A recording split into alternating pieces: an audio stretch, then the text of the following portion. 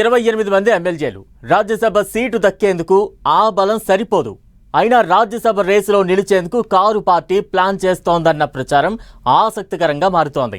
గెలుపోటములతో సంబంధం లేకుండా one shot two birds అన్నట్లుగా పెద్ద స్కెచ్ వేస్తున్నారట గులాబీ బాస్ కేసీఆర్. బీఆర్ఎస్ రాజ్యసభ రేసులో నిలవడం ఖాయమా? అవసరమైన బలం లేకపోయినా పోటీకి సిద్ధపడడానికి రీజన్ ఏంటి?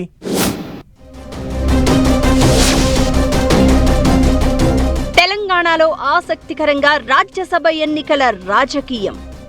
2 రాజ్యసభ సీట్లపై ధీమాగా ఉన్న అధికార కాంగ్రెస్ రాజ్యసభ బరిలోకి దిగేందుకు బీఆర్ఎస్ సిద్ధమవుతోందా? మైనారిటీ క్యాండిడేట్ను పోటీలో పెట్టే ఆలోచన చేస్తుందా? జంపింగ్ ఎమ్మెల్యేలను ఇరకాటంలో పెట్టేలా బీఆర్ఎస్ స్కెచ్.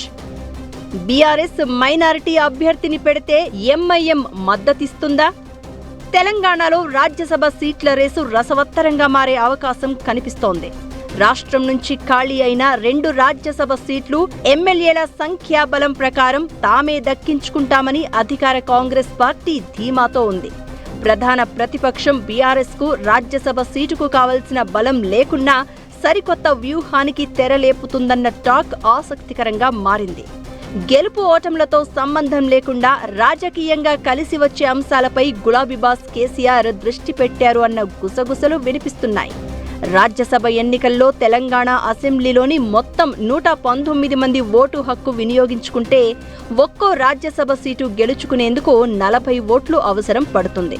ఈ లెక్కన 2 రాజ్యసభ స్థానాలకు 82 మంది ఎమ్మెల్యేల బలం కావలసి ఉంటుంది.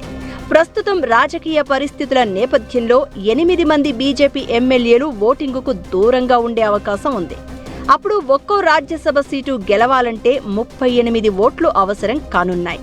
2 రాజ్యసభ స్థానాలకు 76 మంది మద్దతు తెలపాల్సి ఉంటుంది. కాంగ్రెస్ కు 66 మంది ఎమ్మెల్యేలు ఉండగా 7 ఎంఐఎం ఎమ్మెల్యేలు, 1 సిపిఐ సభ్యునితో కలిసి 74 మంది అవుతారు. కోటా సరిపోకపోతే రెండో ప్రాధాన్యత ఓట్లు, ఆ తర్వాత తొలగింపు ప్రక్రియ చేపట్టడంతో ఫిరాయింపు ఎమ్మెల్యేల ఓట్లు కీలకమవుతాయి.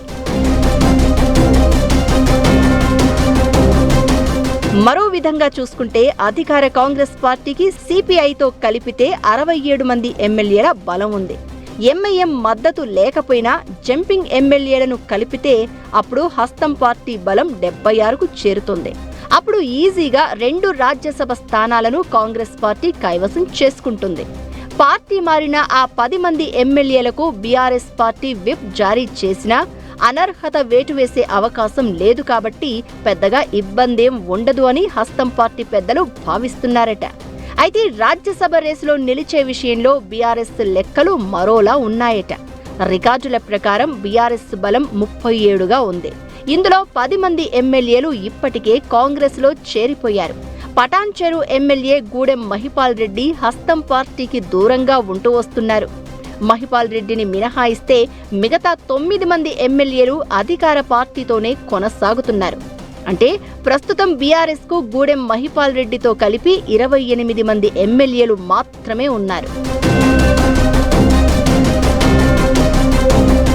అయితే 28 మంది ఎమ్మెల్యేలున్న బీఆర్ఎస్ పార్టీ మైనారిటీ అభ్యర్థిని బరిలోకి దించే ఆలోచన చేస్తోందట. మైనారిటీ క్యాండిడేట్ను పెట్టి ఎంఐఎం మద్దతు కోరే అవకాశం ఉందట. మైనారిటీ అభ్యర్థికి ఎంఐఎం సపోర్ట్ చేయకపోతే ఆ పార్టీ తీరును ఎక్స్పోజ్ చేయొచ్చనే భావనలో కారు పార్టీ నేతలు ఉన్నారట. ఇక జంపింగ్ ఎమ్మెల్యేలకు విప్ జారీ చేస్తే వారు ఎవరికి ఓటేస్తారో మరోసారి స్పష్టం కానుందని, వాళ్లను కూడా ఇరకాటంలో పెట్టేలా ప్లాన్ చేస్తోందట బీఆర్ఎస్ పార్టీ. ఒకవేళ ఎంఐఎం సపోర్ట్ చేసినా బీఆర్ఎస్ గెలిచే అవకాశం లేదు. మరో 3 మద్దతు అవసరం ఉంటుంది. అయితే గెలవకపోయినా పోటీకి దిగాలని కారు పార్టీ భావించడానికి లెక్కలు వేరే ఉన్నాయన్న చర్చ జరుగుతోంది. రాజ్యసభ ఎన్నికల్లో రాజకీయ పార్టీలు ఎమ్మెల్యేలకు విప్ జారీ చేసే అవకాశం ఉంటుంది. ఎమ్మెల్యేలు ఏ అభ్యర్థికి ఓటు వేశారనేది ఆ పార్టీ ఏజెంట్కు తప్పకుండా చూపాల్సి ఉంటుంది. అలా చూపకపోతే వాళ్ల ఓట్లు చెల్లదు అంటారు.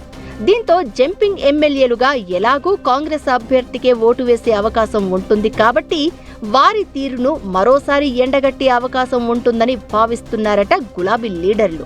మైనారిటీ క్యాండిడేట్ను బరిలోకి దింపడం ద్వారా ఎంఐఎం వైఖరి కూడా స్పష్టమవుతోందని భావిస్తున్నారట. బీఆర్ఎస్ రాజ్యసభ రేసులో నిలుస్తుందా?